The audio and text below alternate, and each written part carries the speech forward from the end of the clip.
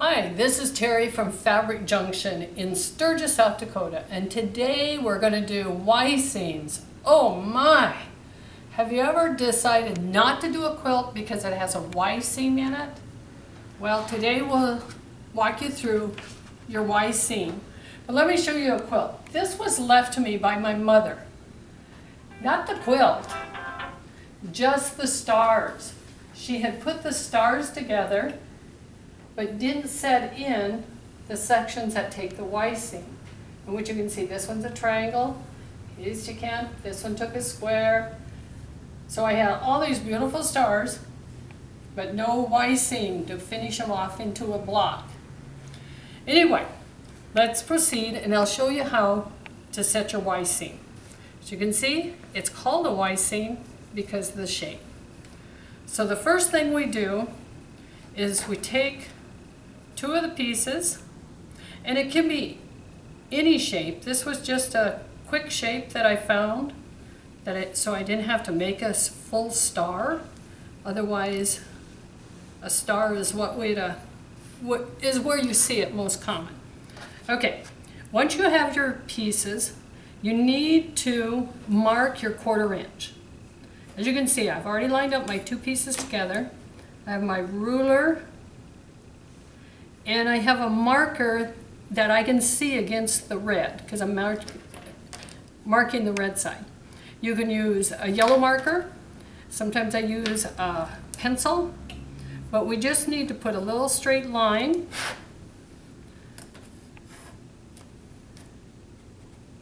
to create a point. And this is our point. Oops, I don't want that to slip. This is our point of where we're going to start our sewing. So the first step is to do the base of the Y. And you want to make sure that you set your needle, and I place it under. I'm going to have Christopher probably get a little bit closer maybe. And I drop my needle right into where my mark did the intersection. I stitch about 2 to 3 stitches. There was 2. I back stitch 1, 2. I go forward.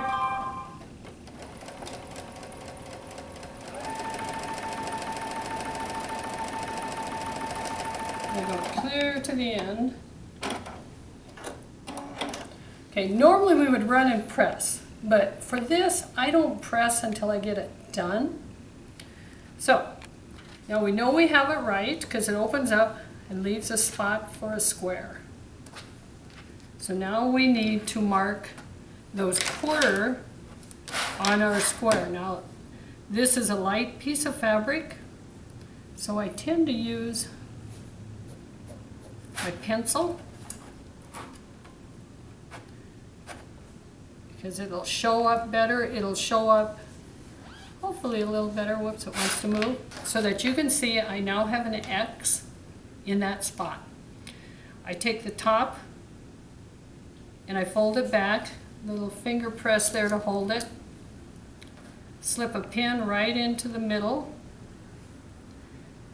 And I want to go right through where we started stitching. So you can see it from that side and this one, and then line it up. And I cut my square like not a 1/6, an 1/8 of an inch bigger than what I need, sometimes even a little bit, because I know I'm going to trim it when I get done. Because the line that we cut, a lot of times is a bias, and it will stretch, and I don't want it to not have something to attach to. So once I have, as you can see, pin straight up and down, pin here, pull this one. That intersection is where I'm going to start. And I make sure that that intersection, when I feel it, I only have 2 layers, that I'm not attaching to that top piece. So now I find my X, I drop my needle, I adjust slightly to make sure the needle is going to go right through that intersection. Again, about 2 to 3 stitches forward and a couple back, and then off the edge.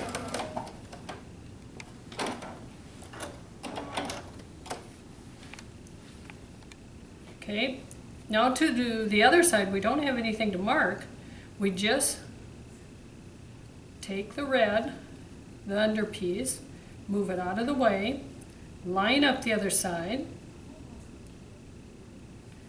make sure everything's out of there, and you can see where you had started before, right there. My white doesn't show up real strong, but it's right there. So that's where I want to set my needle, is right in that spot.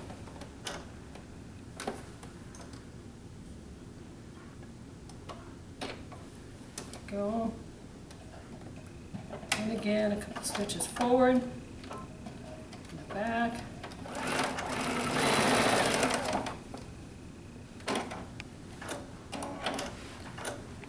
And then you open it up and look and see how nice it is. Now you press. And when I press these, I press the leg of the Y open. And you'll discover when you press that it just kind of wants to open, but you make sure you get it open.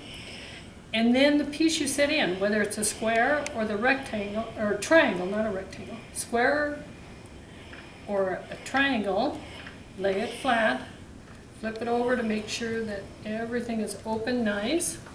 And then, like I said, I make mine just a hair bigger, so then all I do is I come back, lay my ruler or my square, whatever I'm using, to trim off that little extra that's on there. Oh, kind of went uphill on that particular one, but I think you get the idea. And then snip off your little ears down here.